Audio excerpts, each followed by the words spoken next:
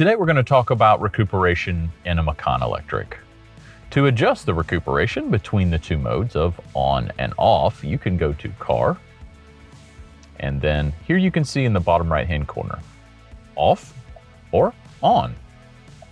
When it's off, the vehicle will sail or coast, and so you will only get recuperation while braking. Now, if recuperation is on, you'll feel a slight resistance in the car or a slight deceleration, much like a normal gas-operated vehicle. When you come out of the throttle, you'll feel a slight resistance, but most of the recuperation will still happen under braking. If you're in normal mode, the recuperation will feel normal. The recuperation will be slightly stronger in Sport and Sport Plus. There's another way to turn on and off recuperation in your Macan Electric, and that's through the programmable key here on the steering wheel. Just push and hold.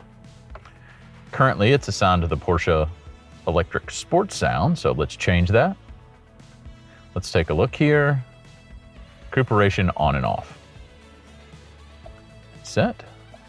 I'm going to go back to Car so you can see it here in the bottom right-hand corner. When I push the programmable key, it will turn that on and off.